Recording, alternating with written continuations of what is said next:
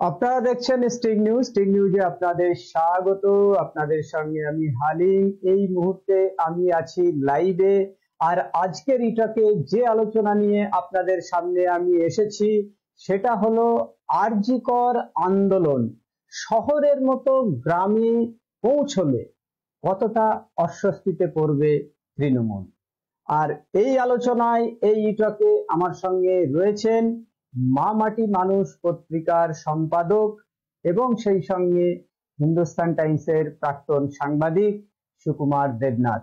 সুকুমার বাবু, আপনাকে স্টিং নিউজে স্বাগত জানাচ্ছি।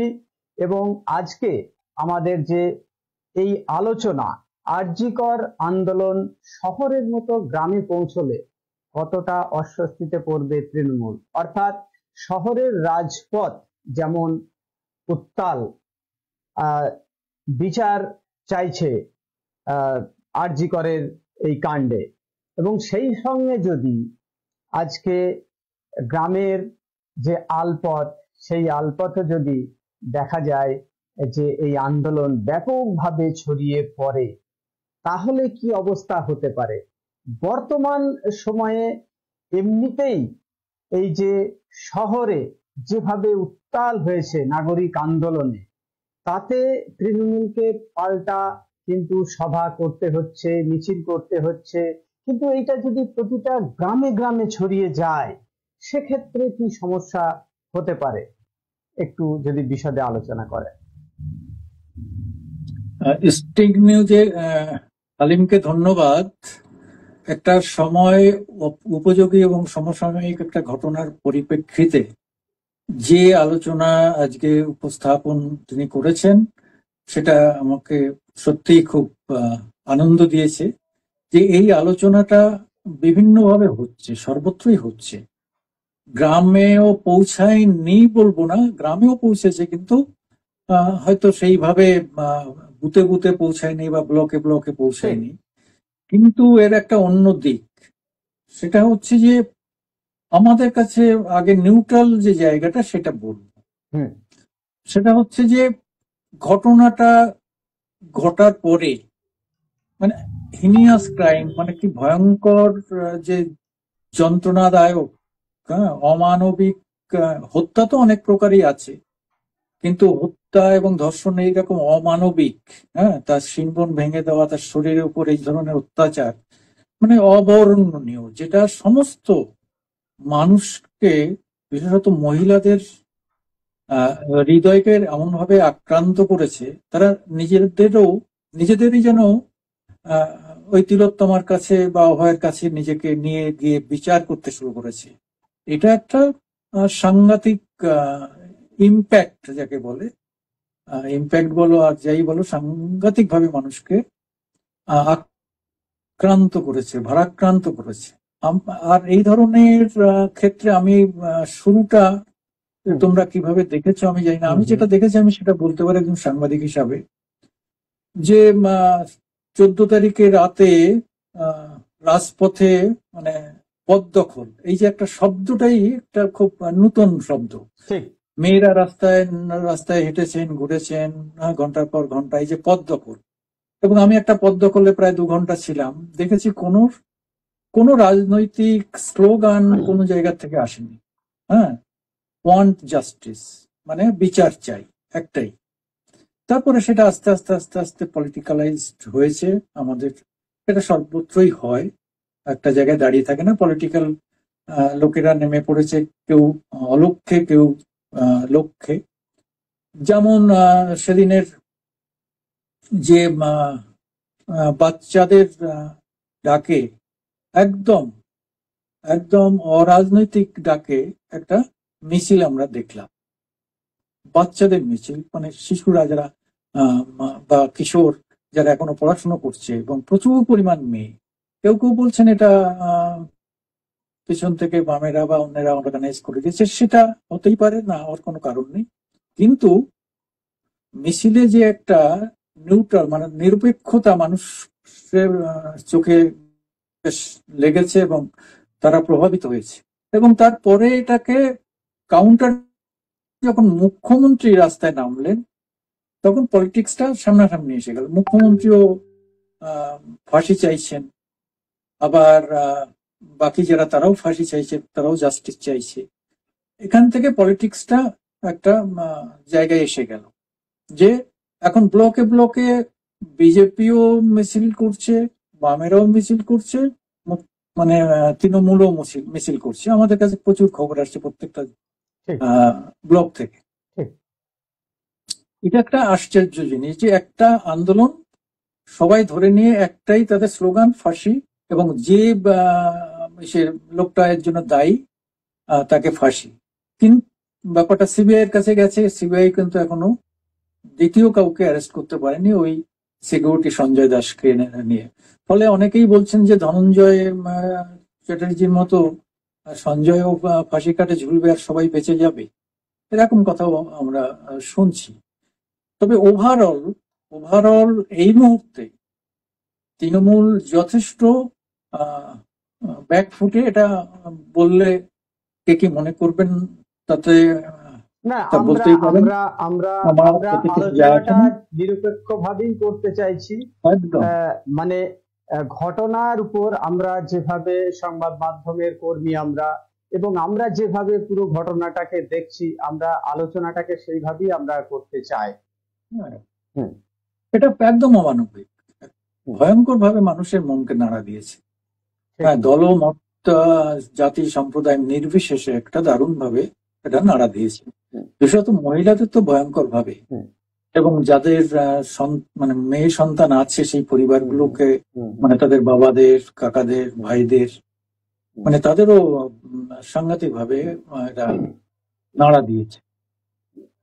কিন্তু একটা বিষয় হচ্ছে যে আমরা এখন বর্তমান সময়ে যেটা দেখছি যে আরজিকর আন্দোলন শহরে যেমন হয়েছে, মফস্বলেও এসেছে। কিন্তু মফস্বল বলতে আমরা যেরকম বুঝি আর কি, ঠিক না গ্রাম না শহর, সেই রকম জায়গাতে কিন্তু পৌঁছেছে, কিন্তু এখনো সেইভাবে কিন্তু গ্রামে গ্রামে পৌঁছায়নি। কিন্তু আপনাকে আমি দুই একটা উদাহরণ দিতে পারি। সেটা হচ্ছে আমারই পাশের গ্রাম, নদিয়ার ধুবুলিয়া থানার ঘাটেশ্বর গ্রামে। আমরা স্টিং নিউজে সে খবর দেখিয়েছি যে ঘাটেশ্বর গ্রাম প্রত্যন্ত একটা গ্রাম। সেই গ্রামে কিন্তু গ্রামের ছেলেমেয়েরা, গৃহবধূরা সবাই কিন্তু একটা অরাজনৈতিক আন্দোলন তারা করেছে। মুরাগাছা বলে একটা গ্রাম, অন্যদিকে নাকাশিপাড়ার পাটপুকুর বলে একটা গ্রাম আছে, স্কুলের ছাত্রছাত্রীর একেবারে অজগাঁ বলা যায়, সেই রকম জায়গায় পৌঁছেছে। কিন্তু এই যে ছোট ছোট আন্দোলনগুলি, এগুলো তো আগামী দিনে তো আরো, মানে প্রত্যেকটা গ্রামে গ্রামে যদি এটা পৌঁছে যায়, সেক্ষেত্রে আপনার কি মনে হয় না যে মানে প্রত্যেকটা গ্রামে গ্রামে, বলতে চাইছি প্রত্যেকটা বুথে বুথে যদি পৌঁছে যায় নাগরিকদের আন্দোলন, সেক্ষেত্রে তো এই ঘটনাটা থেকে রিকভার করা তো প্রচন্ড মুশকিল হয়ে যাবে তৃণমূলের।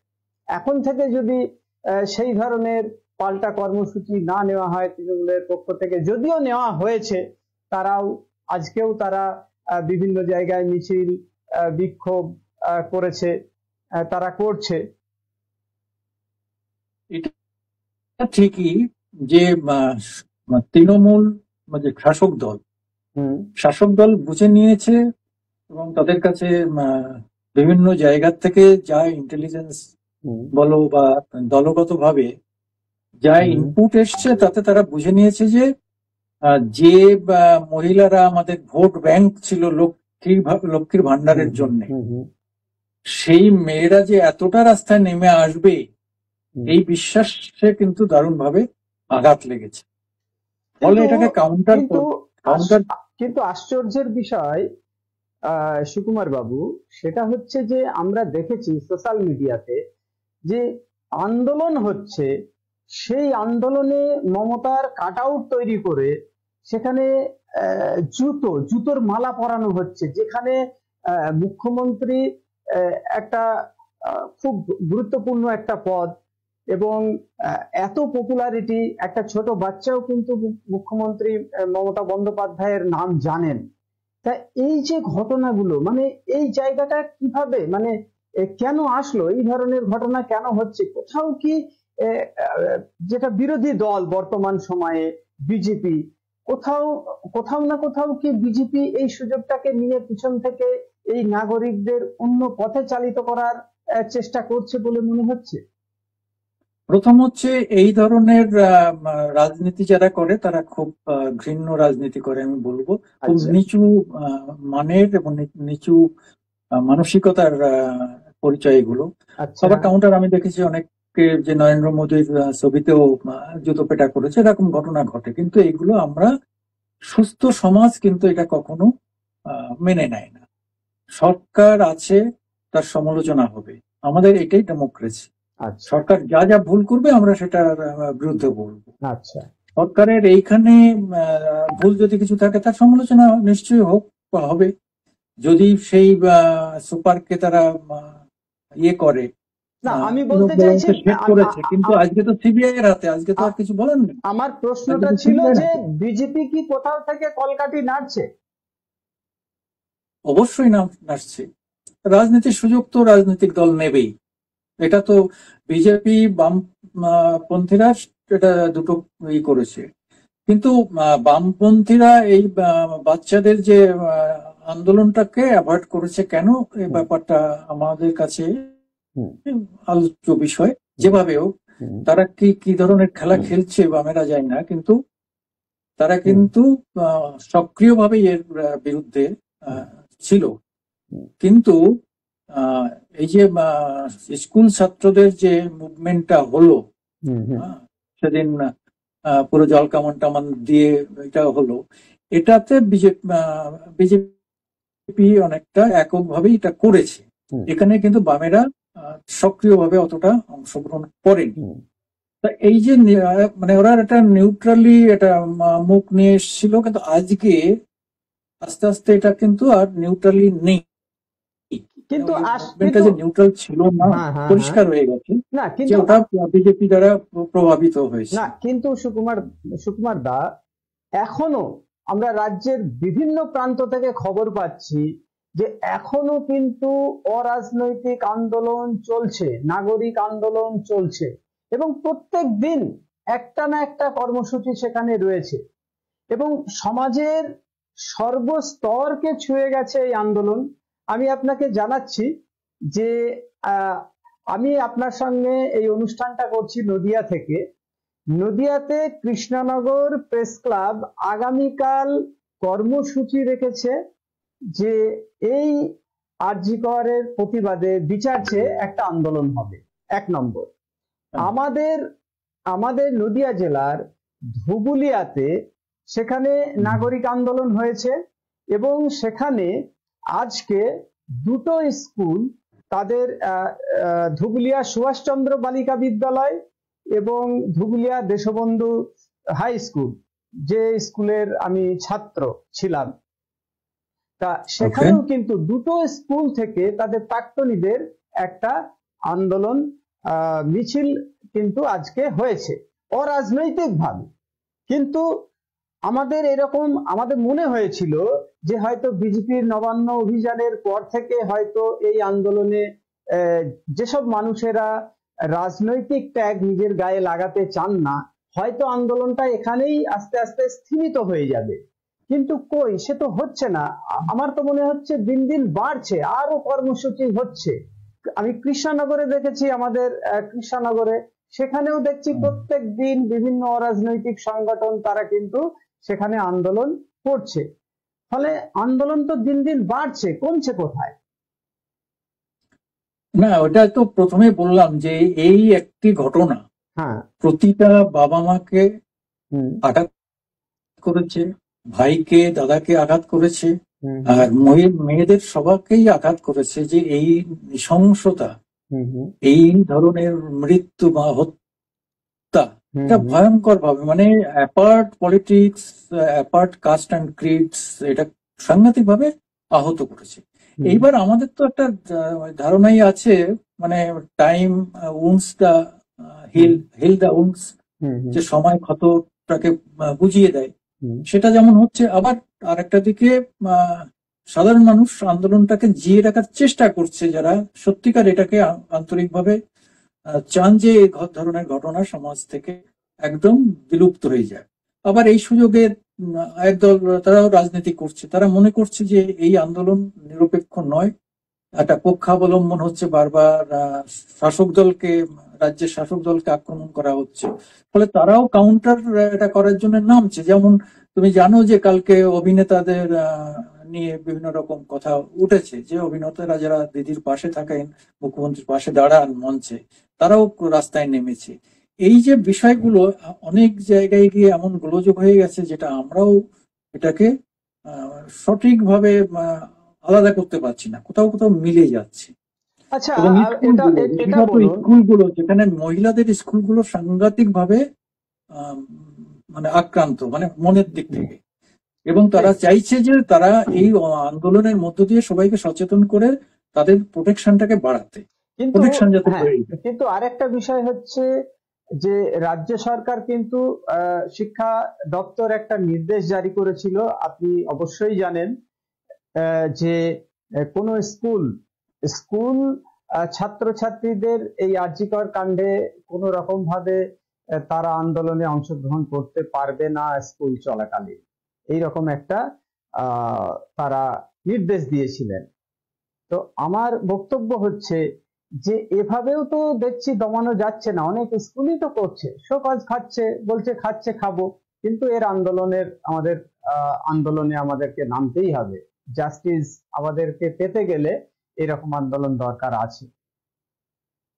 না, শাসক তো তার একটা স্টেপ নেবেই, সে তো একটা জিনিস অবমানকাল ধরে চলতে দিতে পারে না। শাসকের তার যে আইনের দিকটা, মানে শাসক হিসাবে, দল হিসাবে এক শাসক হিসাবে তাকে কিছু স্টেপ নিতে হবে, এটা যেমন ঠিক। আবার আমাদের দেশে তো শাসকরা সবসময় মনে করে যে ছড়ি ঘুরিয়ে, কাউকে সাসপেন্ড করে, কাউকে পুলিশ দিয়ে অ্যারেস্ট করিয়ে, কাউকে মারধর করে, কাউকে কেস খাইয়ে দিয়ে, কারোর অ্যাকাউন্ট বন্ধ করে দিয়ে, এরকম বহু রকম প্রসেসে বরাবরই দেখেছি শাসকদের এরকম একটা মানসিকতা থাকে যে আমরা ফোর্স করে সব দমন করে দেব। কিন্তু দেখা গেছে অনেক সময় এই ফোর্স আরো বেশি প্রতিরোধ বাড়ায়, আবার কোথাও কোথাও প্রতিরোধকেও কন্ট্রোল করে, ফলে এরকম একটা শাসকের মন থাকে।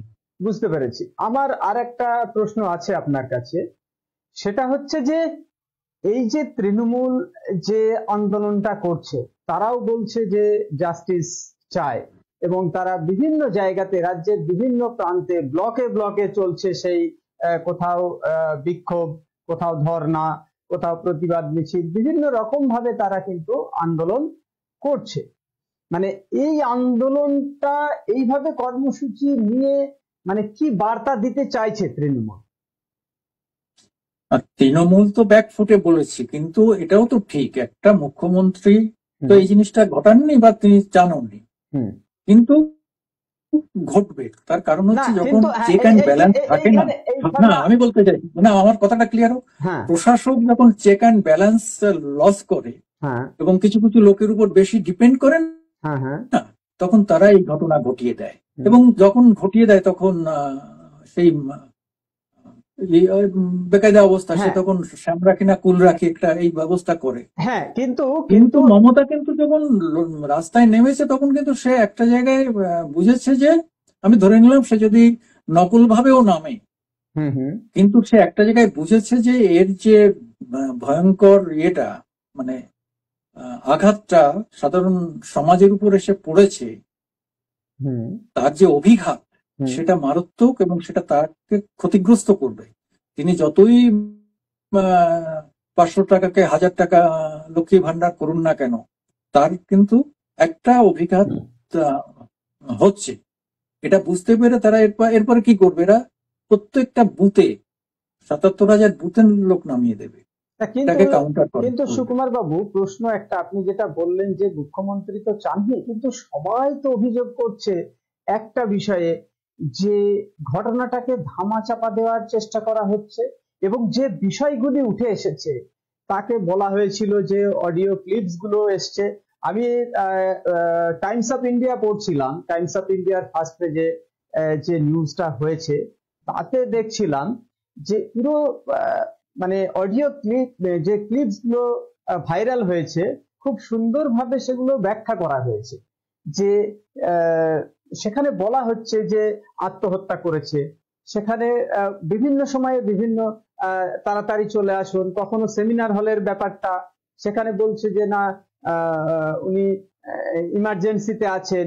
মানে হাজারো প্রশ্ন যেগুলি পুলিশ যে বয়ান দিচ্ছে সেগুলির সাথে কিন্তু মিলছে না, মানে সেগুলো ধরা পড়ে যাচ্ছে একের পর এক। সেই জন্য মনে হচ্ছে কোথাও না কোথাও তো একটা কিছু আছে। তো এই বিষয়গুলো ধামাচাপা দেওয়ার যে চেষ্টা চলছে, তাহলে মনে হচ্ছে যেন গোটা সিস্টেমই এই কোথাও কিছু একটা ধামাচাপা দিতে চাইছে। এই মানে এত মানে অসঙ্গতি রয়েছে এই কেসে। অসঙ্গতি তো থাকবেই, অসঙ্গতি থাকবে এই কারণে যে যখন একটা ঘটনা ঘটে, পিও প্লেস অফ অকারেন্সে, হ্যাঁ, যারা থাকে তারা বাদ দিয়ে আর যারা, আমরা তো অনেকে অনুমান করছি, অনেক কিছু করছি, কিন্তু একমাত্র যে লোকগুলো প্লেস অফ অকারেন্সে ওই দিনে উপস্থিত ছিলেন একমাত্র তারাই বলতে পারে। এবং তাদের আড়াল করার চেষ্টা রাজ্য সরকারও করেছে, এটা পরিষ্কার। কারণ হচ্ছে তারা বুঝেছে যে এর যা অভিঘাত, আমরা তো ভেসে গেছি, কিন্তু আরো যদি এইসব বেরিয়ে আসে সেটা সামলানো খুব কঠিন হবে। এই জায়গা থেকে কিন্তু তৃণমূল খুবই ব্যাকফুটে এবং তারা এটাকে কাউন্টার করতে চাইছে, অল আউট কাউন্টার করতে চাইছে। তাছাড়া তার উপায় নেই, কেন তারা ভুল করে ফেলেছে, তাদের লোকজন ভুল করেছে। যে সুপার তিনি নাকি অত্যন্ত কালীঘাটের ঘনিষ্ঠ, এসব কথা শোনা যাচ্ছে। তো ফলে শাসক তো চাইবেই সে এটাকে কাউন্টার করে এটাকে কাম ডাউন করতে, হ্যাঁ, এটা ছাড়া তো উপায় নেই। এবং ইন্টেলিজেন্স, এটা তো ইন্টেলিজেন্সেরও ফেলিওর অফ ইন্টেলিজেন্স। হ্যাঁ, এরকম ধরনের ঘটনা এত ঘন্টা ধরে করছে, তারপরে এত দেরিতে এফআইআর করা হয়েছে, হ্যাঁ, ময়নাতদন্তের রিপোর্ট বলতে বা অনুমতি নিয়ে এসব উল্টোপাল্টা, মানে এই যে লোকগুলো মানে উল্টাপাল্টা কথাবার্তা বলছে, এই তো আরো গুলিয়ে দিচ্ছে ব্যাপারটাকে, মানুষের মনে আরো বেশি বিতর্ক। সুকুমার বাবু, এই যে আন্দোলন দিনের পর দিন আরো কিন্তু তোড়জোড় হচ্ছে, এখন কিন্তু ধীরে ধীরে নাগরিক সমাজের মানে সর্বস্তরের মানুষ কিন্তু এখন নতুন করে নেমে আসছে। এই খবর কিন্তু রাজ্যের বিভিন্ন প্রান্ত থেকে আসছে, কিন্তু কেন আসছে তার একটা যদি বিশ্লেষণটা, কিছু প্রশ্ন উঠছে। যেমন আমার কাছে কিছু তথ্য আছে, যেটা সেই তথ্যগুলো মানে কোন কোন বিষয়গুলি নিয়ে মানুষের এখনো আগ্রহ, একটুখানি মানে আমি বলতে চাইছি আপনাকে এই বিষয়ে। হ্যাঁ, মানুষের ক্ষোভ। যেমন অপরাধী একজনই নাকি একাধিক, এক নম্বর। তারপরে হচ্ছে যে ধৃতের শরীরে, হ্যাঁ, ধৃতের শরীরে আঁচড় ছাড়া কি অন্য কোনো প্রতিরোধের চিহ্ন মিলেছে, এটা একটা প্রশ্ন। আর বলছে মৃতার নখে কি কারো টিস্যু মিলেছে।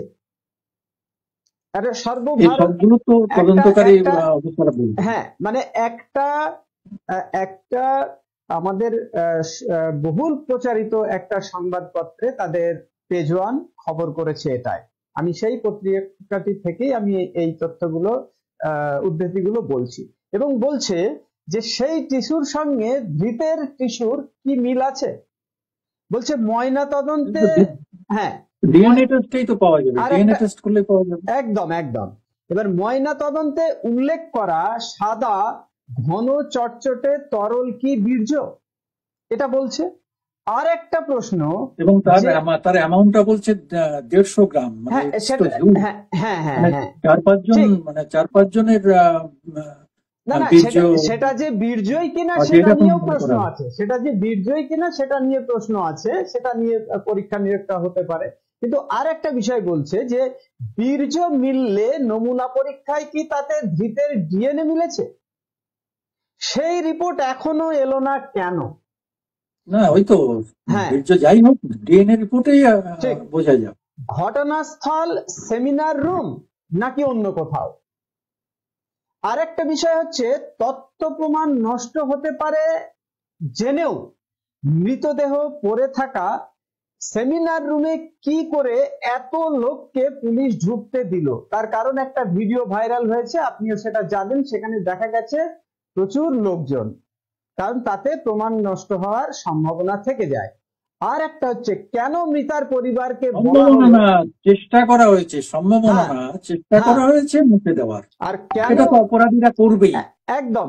আর একটা প্রশ্ন, শোনো, এগুলো না, অপরাধ বিজ্ঞানের দুটো জিনিস খুব পরিষ্কার।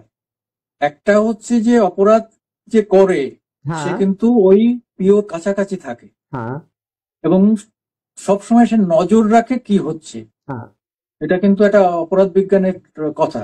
হুম। কাজেই অনেকেই ছিল এর মধ্যে এগুলো নষ্ট করেছে, পরিষ্কার নষ্ট করেছে।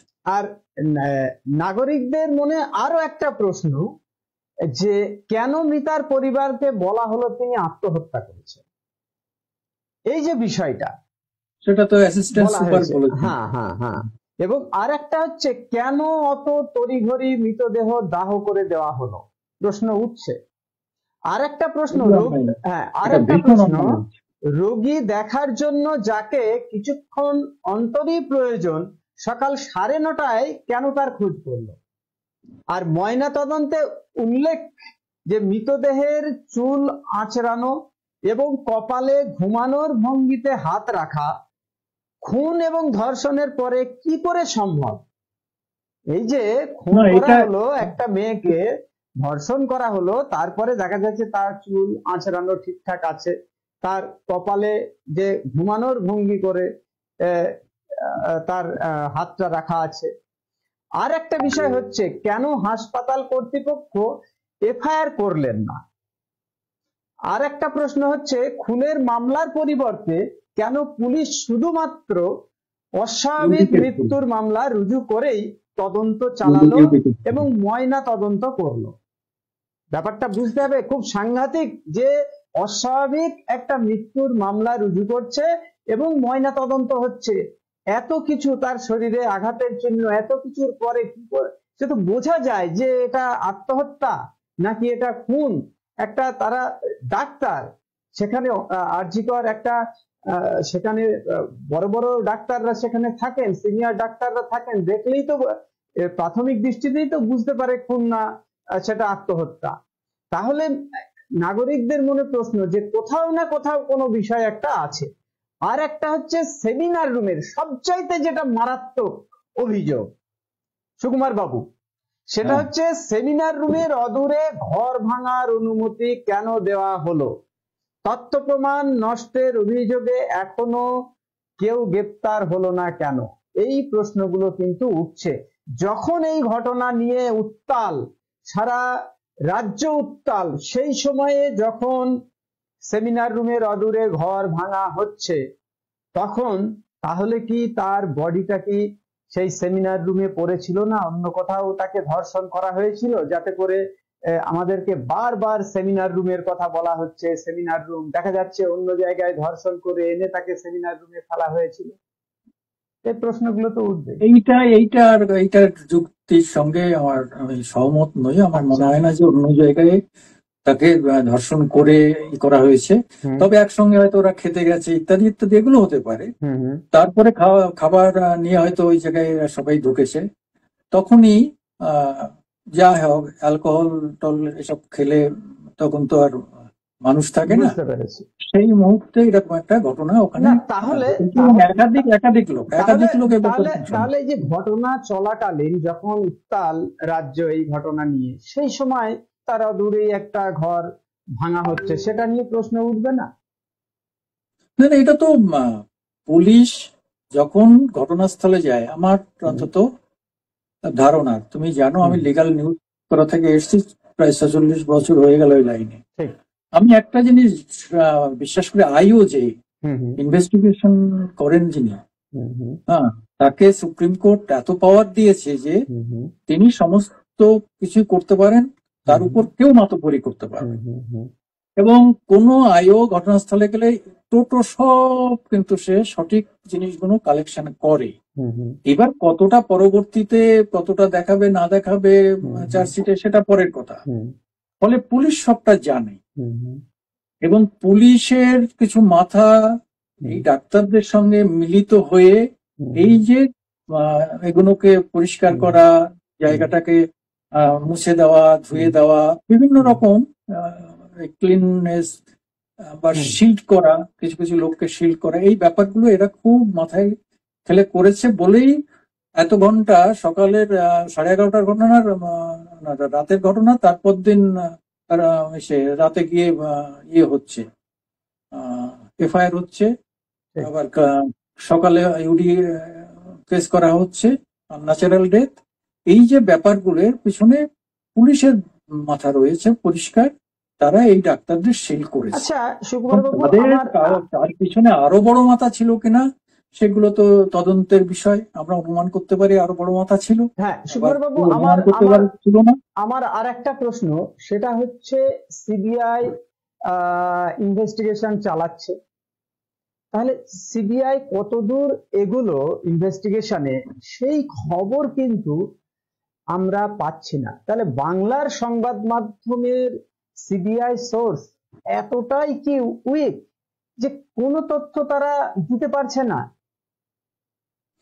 দেখো, আমিও সাংবাদিকতা করেছি, ক্রাইম নিউজ আমরা যখন করি, ক্রাইম নিউজ করতে করতে আমাদের কতগুলো ধারণা তৈরি হয়, আমরা সেই ধারণা থেকে বলি এই যে দেখো বাইরে দাঁড়িয়ে বলে যাচ্ছে ঘরে কিছু ঘটছে, আসলে তা নয়।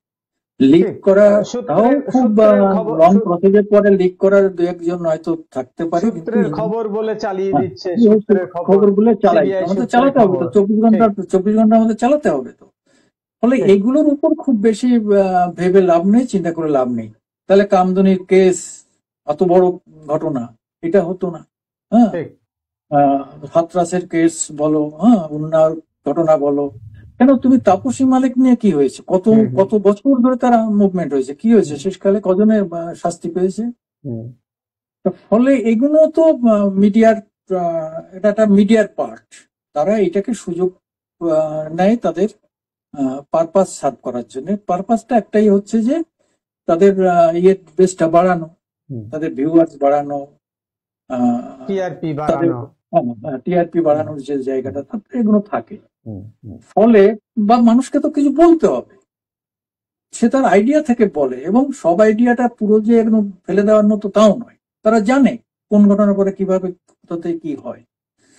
ফলে এই খবর বা নিউজের উপর খুব বেশি আমরা ভরসা করছি না বা করছি না, ডিপেন্ড করছি না। সিবিআই এর উপর ডিপেন্ড করছি, কিন্তু সিবিআই কে সময় লাগবে। সিবিআই হুট করে কথা বলে দেয় না। আমরা সিবিআই এর নামে চালাই, আমরা তো পুলিশের নামে সব কথা চালিয়ে দিই, হ্যাঁ পুলিশ বলেছে, কিন্তু কোনো পুলিশ কিছু বলেনি, সব আমরা চালিয়ে দিই। আমরা ঘটনাস্থলে গেছি, কিন্তু আমরা তো বলতে পারি না হ্যাঁ পুলিশের কাছে শুনলাম পুলিশ এই কথা বলছে। কোন পুলিশ, কে পুলিশ? পুলিশ তো একটা গ্রুপ, এটা ইউনিয়ন, কাজেই কাউকে তো আর ডিফামেশনের ক্ষেত্রে আছে যে পার্সন অ্যাগ্রিভ হতে হবে। আমি যদি বলি হালিম বলে তোমাকে গালাগাল দেই, তাহলে সেটা ডিফামেশন হবে। এইরকম কতগুলো আইনের অমুক অফিসার বলেছেন, তখন আরো অথেন্টিকেট বিষয়টা। সেই জন্য ফলে এগুলোর উপর খুব বেশি নেই। সিবিআই কে সময় দিতে হবে তদন্ত করার।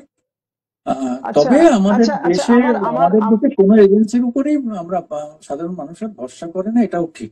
সুকুমার বাবু, আমার আর একটা প্রশ্ন, সেটা হচ্ছে এই যে ধরুন তৃণমূল যেভাবে তাদের আন্দোলনটা যেভাবে চালাচ্ছে, যেভাবে নিয়েছে, সিবিআই যদি এইরকম এখনো তদন্তে যদি এখনো ধীর গতি আনে, যদি কিছুই না জানাতে পারে, যদি সেই রকম ভাবে মানে আরো দেরি হয়ে যায়, তাহলে কি এই আন্দোলন কি আরো তীব্রতর হবে? তৃণমূলের কি অস্বস্তি আরো বাড়বে? যত দেরি হবে এই ইনভেস্টিগেশনে, তত কি তৃণমূলের অস্বস্তি বাড়বে?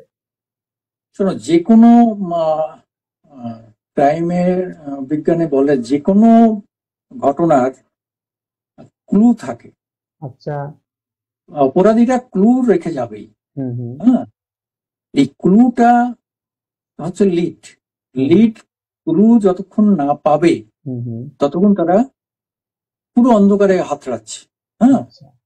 এই করতে করতে করতে করতে ওরা প্রথমে একজনকে ধরে, ওই কে ফোন করেছিল, ঠিক আছে, আপনাকে কে ফোন করলো, তাকে যে ধরলো যে হুম ফোন করেছে, সে বললো আমাকে অমুকে বলেছে, এই করে করে করে করে এরা এইভাবে হুম এরা নেট তৈরি করে, একটা শৃঙ্খল তৈরি করে করে এর থেকে লিড বের করে। আচ্ছা লিডটা পেয়ে গেলে তারপরে বাকিটা খুব সহজ হয়ে যায়।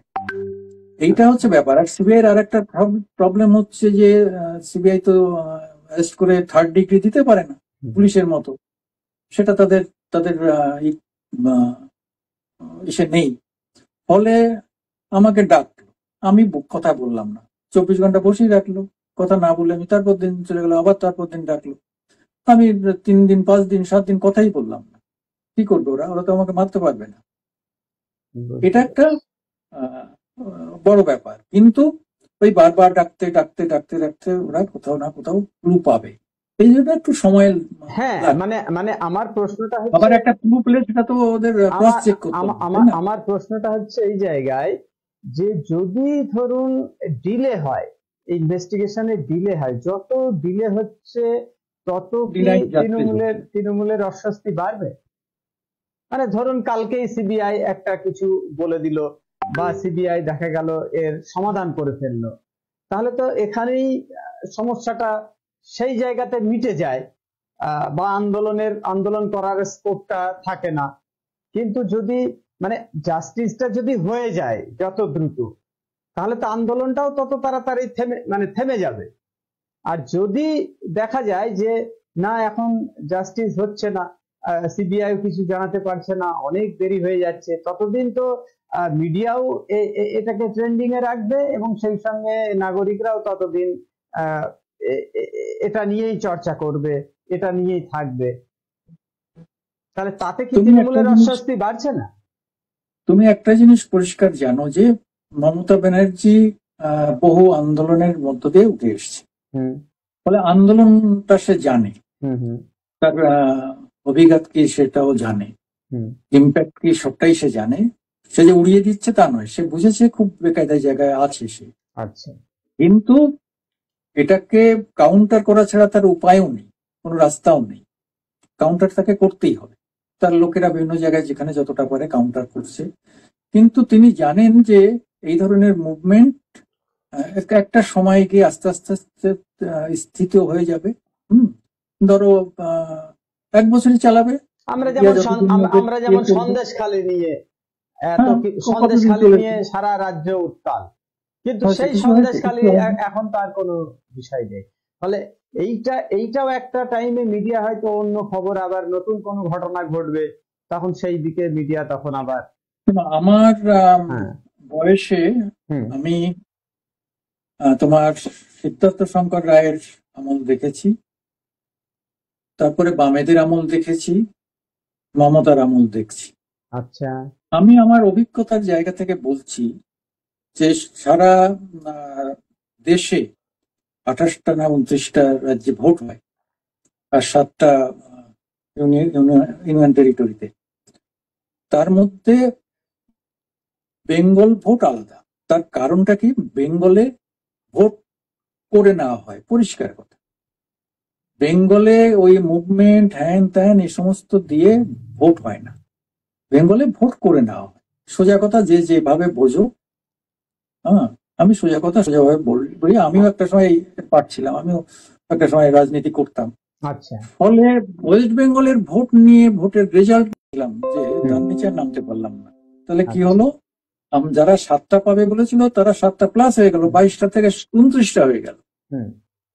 তাহলে কি মনে মনে করছো যে সারা রাজ্যে তৃতীয়বার মোদী এসে গেল, এখানে মোদীর বিরোধিতা করে ও মমতা 29টা 7টা প্লাস করে নিলেন।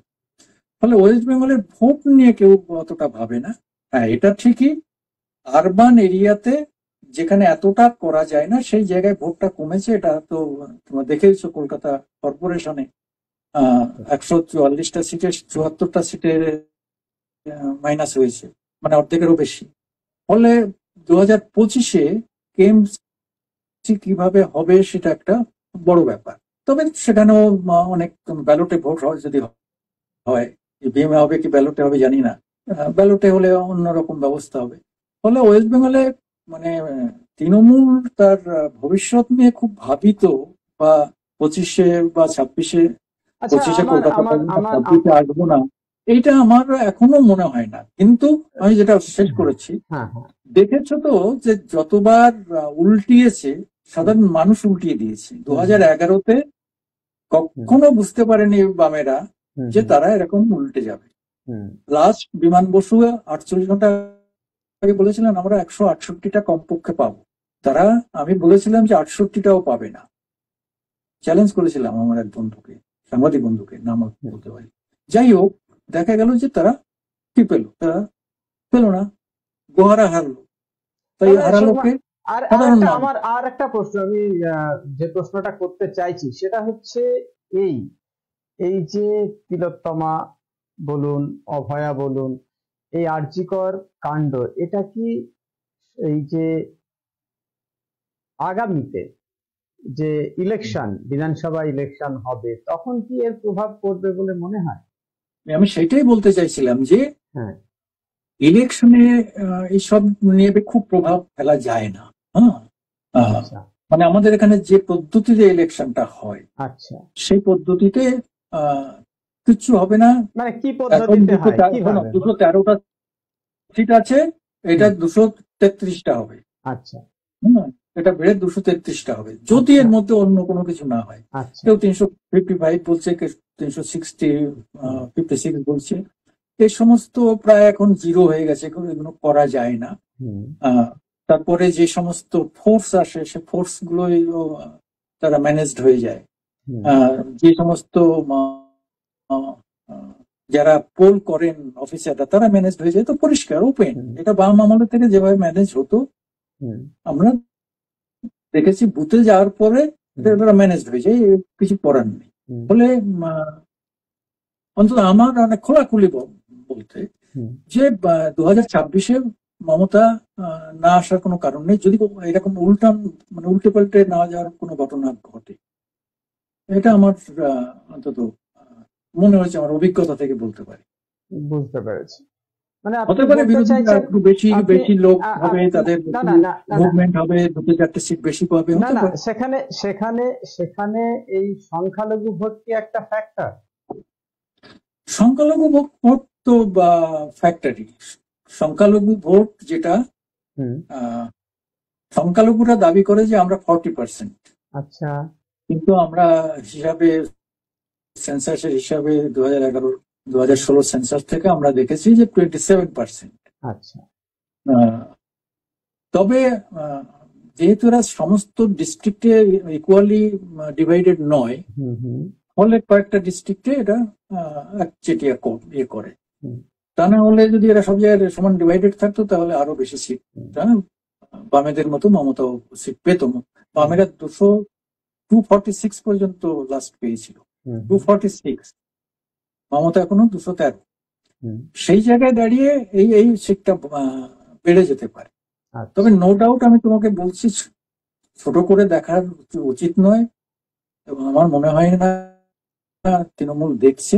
এই যে ঘটনাটা ঘটেছে এটা খুবই খুবই খারাপ, এবং এটার যে ব্যাপ্তি, যে বিস্তৃতি, এর যে মানুষের মনে যে একটা প্রচন্ড ধিক্কার, হ্যাঁ, একটা ভয়ঙ্কর রোষ, মানে সেটা কিন্তু আমরা অস্বীকার আচ্ছা করতে পারি না। সুকুমার বাবু, আমার শেষ প্রশ্ন, আমরা আমাদের অনুষ্ঠান শেষ করে দেব। মানে তৃণমূলের তরফ থেকে বলা হচ্ছে যে যারা সিবিআই চেয়েছিলেন, আমি তো সঙ্গে সঙ্গে সিবিআই করে দিয়েছি, তাহলে এখন তো আর রাজ্য সরকারের হাতে জাস্টিস নেই, তাহলে জাস্টিস যদি চাইতে হয় আপনারা সিবিআই এর কাছে চান, এটা বলছে। তাহলে রাজ্যের মানুষ মুখ্যমন্ত্রীর উপর এত মানে ক্ষিপ্ত কেন? মানে যেহেতু সিবিআই এর হাতে আছে, এবং তৃণমূল যে আন্দোলনটা করছে তাতে কিন্তু সিবিআই কে দোষেই তারা কিন্তু আন্দোলনটা করছে, যে সিবিআই কেন এত দেরি করছে, সিবিআই এর কাছে তারা জাস্টিস চাইছে, এই ব্যাপারটা, এই বিষয়টা একটু বুঝিয়ে বলবেন? এর মধ্যে একটা ইয়ে আছে, সেটা হচ্ছে মমতা ঘটনার একদিন পরেই বললেন আমরা পুলিশকে তদন্ত করতে দিয়েছি, হ্যাঁ হ্যাঁ দরকার হলে আমরা সিবিআই করব, দরকার হলে আমরা সিবিআই করব। হুম কিন্তু এর মধ্যে এরা কোর্টে গিয়ে সিবিআই পেয়ে গেল। হ্যাঁ মমতা যদি সত্যিকারই ওখানে দাঁড়িয়ে হুম নন্দীগ্রামের মতো যে সে বুদ্ধবাবু যেমন বলে সিবিআই চেয়েছিলেন, হুম মমতা যদি এখানে দাঁড়িয়ে সঙ্গে সঙ্গে সিবিআই বলে দিতেন, তাহলে সে কিন্তু অ্যাডভান্টেজটা অনেকটা বেশি পেতেন। আচ্ছা অনেকে বলছে যে তিনি এই সময়টা নিয়েছেন, এই সময়ের মধ্যে এই ম্যানেজটা করেছেন, এটা অভিযোগ। ঠিক হ্যাঁ, এই অভিযোগটা করার সুযোগটা পেতেন না হুম যদি মমতা সিবিআইটা করে দিতেন। সঙ্গে সিবিআই তো সঙ্গে কোর্ট করবে। মানে সঙ্গে হ্যাঁ, সঙ্গে এইখানে হয়ে মানে গেছে। অভিযোগ যে প্রমাণ লোপাট করে তারপরে সিবিআই করেছেন, এইটা তো অভিযোগ। হ্যাঁ, হ্যাঁ, এই জায়গাটায় অনেকের রয়েছে আর কি। বুঝতে তা পেরেছি। না হলে আর কিছু এখানে করার থাকে না। হ্যাঁ তবে ঘটনাটা হিনিয়াস ক্রাইম, এটা নিয়ে সত্যিকার পলিটিক্স এর বাইরেও মানুষ খুবই আহত, মানসিকভাবে খুবই আহত, এটা ঠিক। স্বীকার করা যায়। ছোট ছোট কুমার বাচ্চা বাবু, বাচ্চা ছেলেমেয়েরা পর্যন্ত। আমরা আমাদের অনুষ্ঠান শেষ করে দেব, কিন্তু এখন দেখার বিষয় তৃণমূল যেভাবে ব্যাকফুটে আছে এবং সেখান থেকে কিভাবে এখান থেকে বেরিয়ে আসতে পারে, এখন সেটাই দেখার। তারা একটা শাসনে রয়েছে, তারাও সেইভাবে আন্দোলন মিছিল করছে, অনেকেই এই আন্দোলন মিছিলকে আবার কটাক্ষও করছেন। ফলে এইসব তর্ক বিতর্ক চলতেই থাকবে। আমরা আগামীতে আরো কোনো অনুষ্ঠান নিয়ে আসবো, সুকুমার বাবুও সেখানে থাকবেন, সেই রকম ধরনের নমস্কার। কোনো বিষয় নিয়ে আসবো আমরা অবশ্যই। প্রিয় দর্শক, আমাদের অনুষ্ঠান আমরা এখানেই শেষ করছি। ভালো থাকবেন।